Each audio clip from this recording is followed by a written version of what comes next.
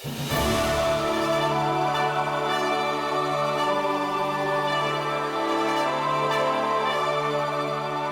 everybody, and welcome back to Rise of the Podcast. I'm Jeremy. I'm Kara. And I'm Brownie. And today we get to just really rip into Star Wars Episode 2, Attack of the Clones.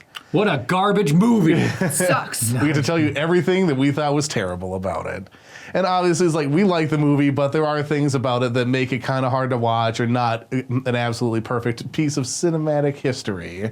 It's really fun to be able to do these because normally everything we do is so positive, and it's nice to just be able to maybe be a little critical of something every now and then. So, yeah. Yep, I agree. like it. I think we should just go ahead and get right into it. Well, all right. I'm going to start off by saying we have some just hard parts to watch, and I'm going to go with a little bit around Anakin. We have the Padme love triangle, or love. Annie? My goodness, you've grown. So have you. Grown more beautiful, I mean. Well, for a senator, I mean. I've thought about her every day since we've parted, and she's forgotten me completely. Yeah, the whole developing romance. It's a there you one-way go. love for the first half. It sure of the movie. feels like that. Yeah, it's like, he's just like, I love you, and she's like, bleh. Where are you again? And smooth.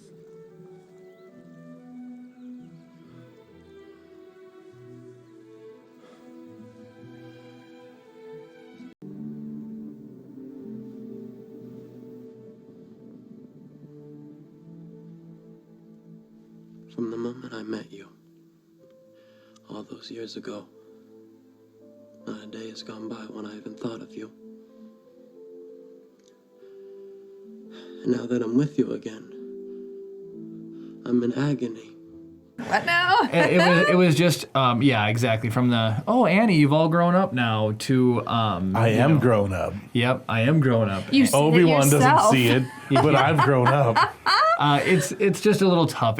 They made him fall in love with her so hard and so fast. that I told I've been Jeremy. thinking about her every day for 10 years. Well, I told Jeremy, I was like, if you said half of the things Anakin's saying to Padme, I would have noped right out of there and never looked back. It's a good thing you kept your mouth shut, Jeremy. Yeah, I know, right? I just think him instead. You've been in my dreams since I saw you at Wendy's that first day. 10 years ago. I hope I love it when you make me a hamburger. Oh my gosh. So, and then playing on that a little bit more, and then so Anakin, as he progresses through the movie and that love scene continues on, it's also hard to watch. It was a cool part, like you talked about, like the noir. Chris had mentioned during watching it that there's like a noir, cool detective-ish hunt to find out what happened to his mother. But the actual like. But it's so quick. Yeah, it's so so quick. if they would have spent more time focusing on that instead of the romance thing, Right. it would have been a heck of a lot cooler. Yes. Because you agree. see him tracking around trying to figure out what happened to her, and just like even just expanding those interactions out and seeing how he gets that information. Right. Maybe he dips into the dark side a little bit and like just to try and extract stuff out of them instead of him just. Well, yeah, maybe force choke somebody into telling him where the sand people Right. are or something. Because, I mean, clearly in this movie, he has a little, he turns a little bit to the dark side. I mean, Yeah. come on, he wipes out an entire village.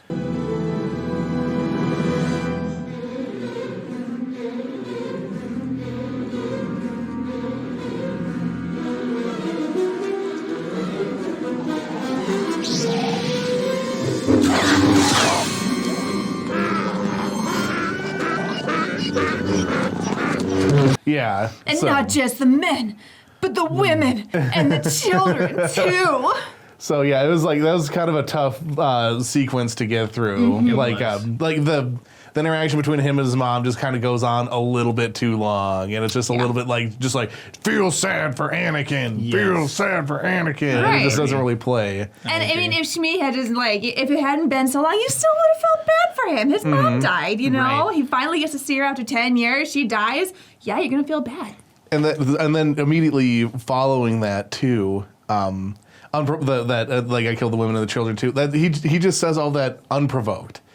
Right? Yes. If Padme had been like, you need to tell me what happened, and he's like trying to like keep it bottled up, and then he just finally explodes with all that, that would have made way more sense. That's a really good point, Chris. I never thought about that. Yeah, a lot, and so sort of dovetailing into another one of our points, like his characterization. he randomly just criticizes Obi-Wan all the time. That one again hard for me to watch. Unprovoked. We will not go through this exercise again, Anakin. And you will pay attention to my lead. Why? What? Why else do you think we were assigned to her if not to find the killer? Protection is a job for local security, not Jedi. It's overkill, Master. Investigation is implied in our mandate.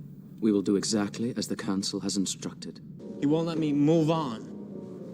That must be frustrating. It's worse. He's overly critical. He never listens. He doesn't understand. It's not fair. It's all Obi-Wan's fault. He's jealous. He's holding me back. He's this angsty teenager right now, just like, oh, shut up, Dad, I hate you. Yeah, I know. You know? And like, So yeah, then it before. goes to my list of 4. There's whiny Anakin, there's cocky Anakin, there's creepy Anakin, which is just kind of overarching. And then there's awkward Anakin. And the awkward, I think, is mostly his dialogue, you know, Yeah. like, I love you, Padme, and all his creepiness. So I guess creepy and awkward kind of go hand in hand. Yeah. So- The I delivery should is know. awkward, I'm the the action is expert. creepy. No, I'm just Yeah. kidding. Yeah, but he's so stinking whiny. What is your suggestion, Master Jedi? Oh, Anakin's not a Jedi yet. He's still a Padawan learner. But I was thinking... Hold on a minute. Excuse me. I was thinking I would stay in the Lake Country. I know it's external, but we see in the Clone Wars TV show the Anakin that could have been. Anakin And is seeing that, awesome in Clone Wars. I say it every single time, watch Clone Wars. Anakin is friggin' awesome. I would guess that that's partially a response to people like being so unhappy with this characterization in the main films. George Lucas did a really crappy job with Anakin. Dave Filoni knocked it out of the park. right? So, And so we're talking about all this dialogue. It just seems that there's like this black hole around Yeah. Anakin's dialogue and what was given to him. Nothing against Hayden Christensen. Just No. the script yeah, that was it's what given he to was him. provided. Right, And then, it's what he was told to do. and then it's you know? because he's so unpromptedly jumps into all these things, it makes it hard, I think, for the other characters to be able to actually have conversations with him. Right. Every other character talking to anybody but Anakin, you don't notice anything about the dialogue at all. Right. As soon as Anakin is inserted into there, your proximity to Anakin just drives your dialogue quality down Like to I nothing. said, his dialogue is awkward. It's like, what do I do with this? You know, like Yeah. obviously there's a script, but it's like, okay.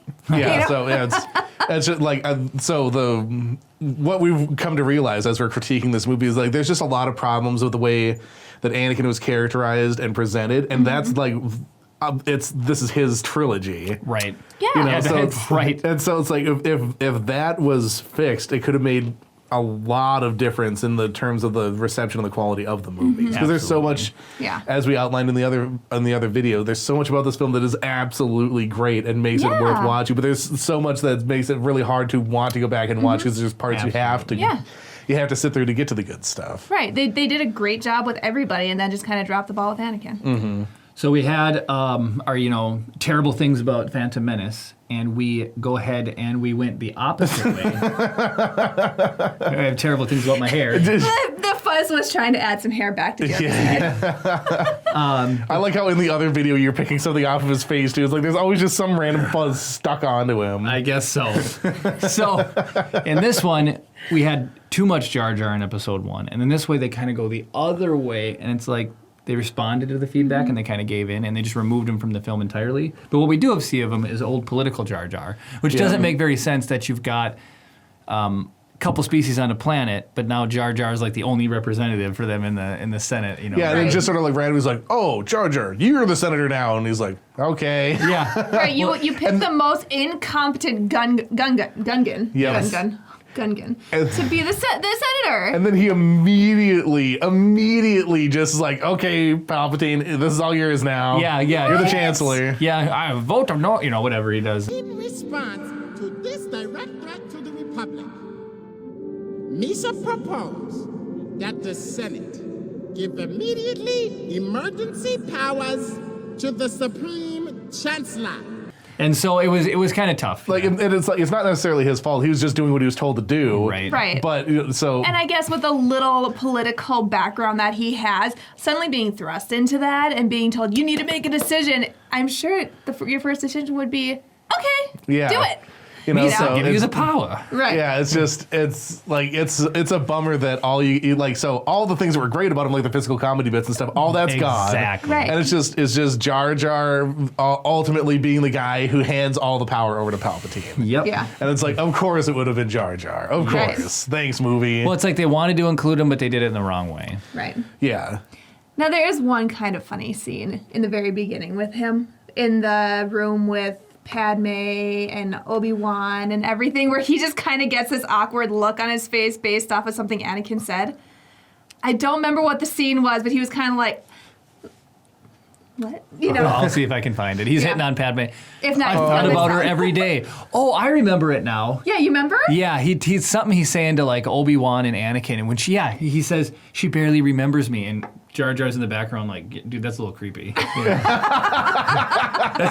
Is some context there, and that's what he's saying to me. The part that I remember, the only non-political part that I remember, when he's like, Annie, you've grown up, and he's talking to Obi-Wan. Yeah. Like that part made me laugh. Yeah. That's pretty fun. This is the bad thing. This is the bad we things. got to judge. Now, he also, Jar Jar also broke the rule of not looking into the camera.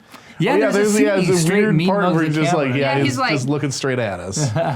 Like, I'm still here. He breaks the fourth wall. Yeah. And then that leads us into like our final beef with this one is just the CGI overall, I'd say. Yeah, I mean, they have improved. It's come a long way. But their CGI Yoda kills me. Yep. Yeah, Give me CGI. my puppet back. Yeah, CGI Yoda is like, and I understand you can't have him fight Count Dooku as a puppet, but. Well, yeah, I get that. And that part wasn't even the parts that look bad. It's like, Right. it's when it's his close-ups and stuff. Yeah. Like, the puppet is what people grew up with. It's what they want. Well, didn't you say they originally did? For episode 1. For episode 1, he was a puppet. and they then put they him. CGI'd over that. Yeah, but episode 2 was the first 100% CGI Yoda. Okay. Yeah. But so now talking about a completely different movie, in Last Jedi, you get to see a good version of a CGI Yoda that looks like the puppet. Yes. So. Yeah. Because And you had then- mentioned like the Coruscant scene too. Oh yeah, so like they usually do such a good job with the environment. So Coruscant felt weird. It felt like incomplete. Like they didn't like. Right. Star Wars is a lived-in, like dirty, grungy, beat-up universe. Yeah. And it just the opening couple of scenes, like everything's so like clean and nice. Blade Runner-ish. Yeah. You know. Yeah, you guys Well, mentioned so that, yeah. Blade Runner is dirtier. dirty too, but it's like clean Blade Runner. Right. Right. When we were looking at footage that we were going to use in the music video, and then we watched the opening Coruscant parts, like, oh, did they get that from Shutterstock? Yeah. Is that a thing? You know, it's like, and it's like with the grain of salt that it was, 17 years ago at this point, but like there's still shots of the same thing from episode 1. There's shots that still hold up that look awesome that you can tell they took the time to make sure that they would hold up. And there's ones where like, whatever. Yeah. Like the nighttime scenes in Coruscant, I think look a lot better than the daytime scenes. That's something about CGI. It's like if you're using a lot of directional light that can hide a lot of details and stuff, like you can make it look a lot better when you're using, like that was the whole thing with Jurassic Park. It's like, oh, we'll put it at night when you see all the CGI stuff or whatever. So it's like, it's just, it's a lot of silhouettes and just like edge texture. Yeah, you don't need to fully render the whole thing and make it look weird. Right. It still looks better.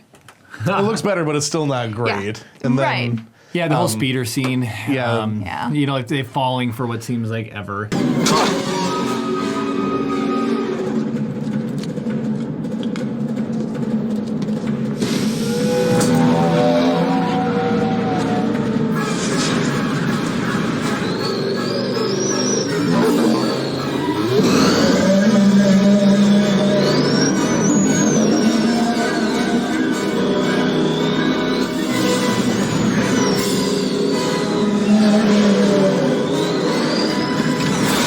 And why I would mention this earlier, you have, I know Star Wars is fake, but you have let's just say Star Wars has its own physics and its own realm of plausibility, when you break that realm, you make it feel like not like Star Wars, or you makes it feel fake. Even in a science fiction movie, you can make stuff feel fake. Yeah, that's when you lose your suspension of disbelief. There you go. You're given the set of rules, and then they just go outside of it. Yeah, and some of the scenes in episode 2 are like that. Like, it's like falling. It's like, I'm going to end there soon? Yeah, like the part of the thing is like when you have a completely CG environment like that, it's kind of hard to get the physics and the timing right. Right. So it messes with the pacing and your ability to believe that that is actually happening, because it's like, does this falling shot need to be 4 seconds long or 5 seconds long? If you're dropping somebody in a practical environment, it's just how long it takes for them to fall. Yeah.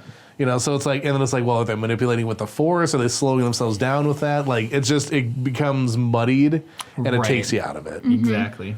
And then there was like the whole scene with the speeders through the electrical field. She activates it, then they go through it, but nothing happens.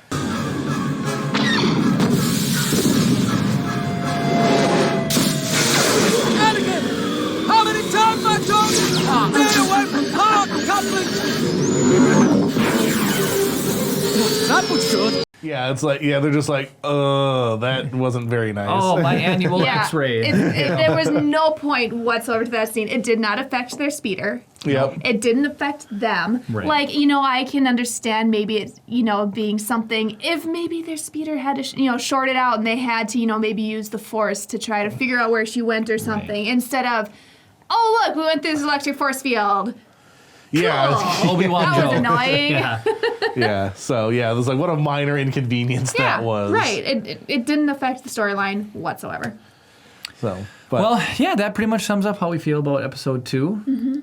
Chris? Yeah, that's these are just the things that stuck out to us. I'm sure there's plenty of people that have other opinions. Let us know in the comments below what you thought made the movie hard to watch. And then, of course, you can try and defend against some of the points that we made. Maybe you feel differently than we do. All of that is just put that in the comments below. It makes us excited to have these kind of dialogues with you guys in the comment section. Like this video if you like what we're doing and you want to see more content like this.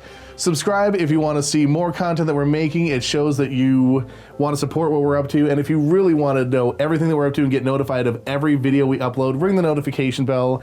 It means a lot to us. It shows that you're all in with what we're doing. And of course, May the force be with you.